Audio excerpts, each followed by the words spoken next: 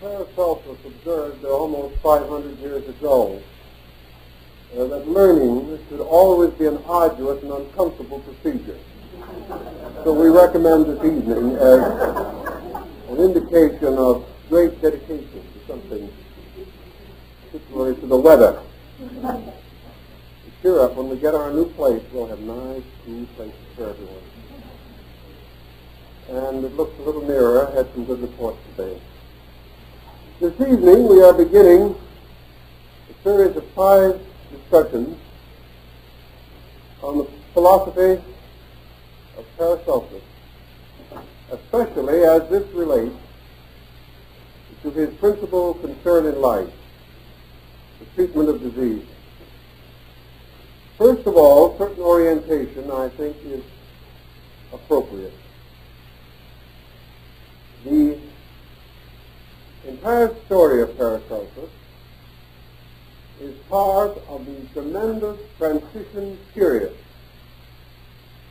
which we know as having followed closely upon the Renaissance and the Reformation. Harrison, a great authority on the history of medicine, says that in this period the great moving spirits were Luther in theology, Vesalius in anatomy, Paré in surgery, and Paracelsus in therapy. This gives us perhaps as good a summary as we can have. To begin with, then, this man, who had really a rather formidable name, Philippus Aurelius Theophrastus Bombastus von Hohenheim. No one cared to worry about it, so they finally decided to call him Paracelsus. Actually, the name Paracelsus means greater than seltzer.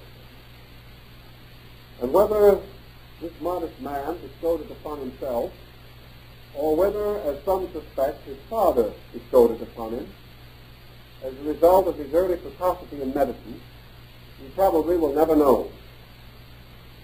He was a remarkable man in many respects.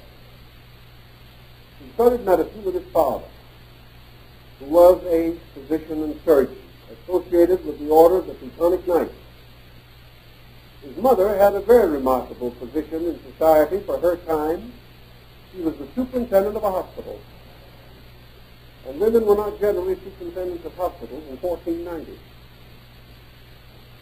Paracelsus was born the year before Columbus discovered America, born in 1491. And his brief and troublous life terminated about his 51st year. The exact reason and cause for his death is also unknown. His enemies declare that he died of drunken brawl. His friend said that he was pushed off a cliff by hired assassins of the medical fraternity. You can have your choice. From the feeling of the time, the assassination theory would have been well in the spirit of the attitude which organized science held regarding him. Paracelsus was one of those persons who could not fit in.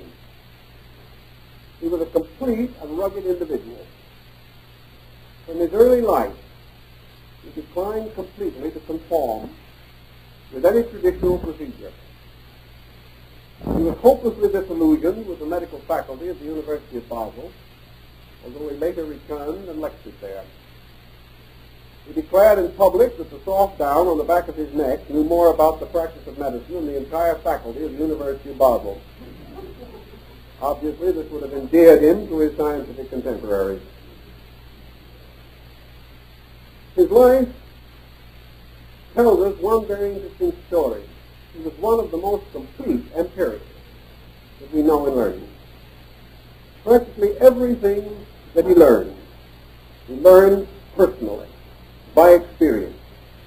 And his conclusions and opinions were based upon the things that had personally happened to himself. In a day which was largely dominated by traditional forms and by a profoundly traditional scientific structure built upon the writings of Galen and Avicenna, Paracelsus departed from practically every recognized landmark. In early life, he followed medicine, even as a very young man, engaging in various medical activities with his parents.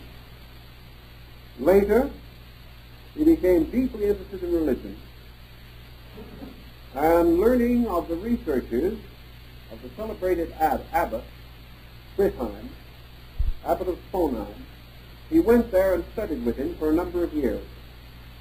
This learned abbot was dedicated to alchemy, not merely the materialistic transmutation of metals, but the secret of the spirit of elements. With the abbot of Sponheim, he not only gained a profound knowledge of chemistry, but he also gained a deep understanding of Scripture. The abbot was a man of tremendous intellectual capacity, and as a result of his long association with this learned man, Paracelsus is said to have reached a condition in which he could quote any verse of the Old or New Testament upon request. He had memorized the entire Bible. Now this had its practical value. At one period in his career, discouraged in his scientific researches, he became a Bible salesman, wandered about Europe selling Bibles to make a living.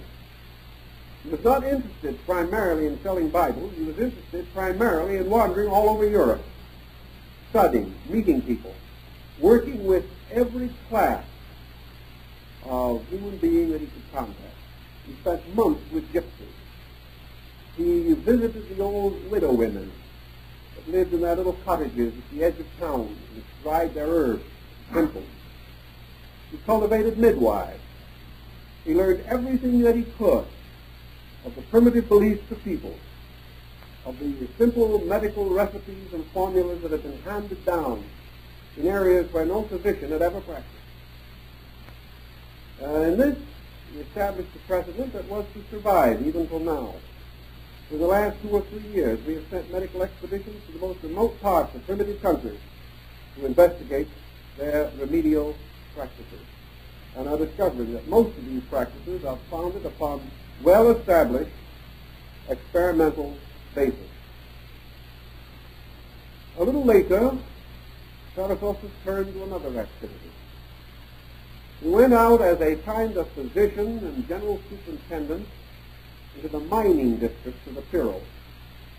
Here for many years he spent much of his time underground, working with the miners, studying the origin of metals, developing his knowledge of metallurgy, mining, and through his association with the great mining families of Thugas, he increased his knowledge on many other subjects. Later he went to the Netherlands and was made army surgeon, going with the army into war. As army surgeon, his principal problem was to amputate arms and legs. He did this in the traditional manner of the time, cauterizing with a red-hot iron. Anesthesia, things of this kind, totally unknown.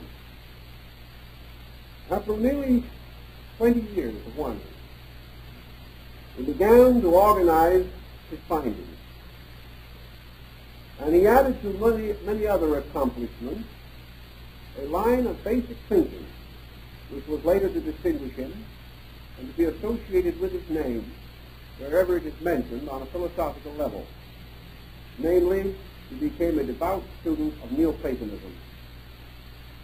He followed largely in the footsteps of Pythagoras of Samos and of Plato of Athens.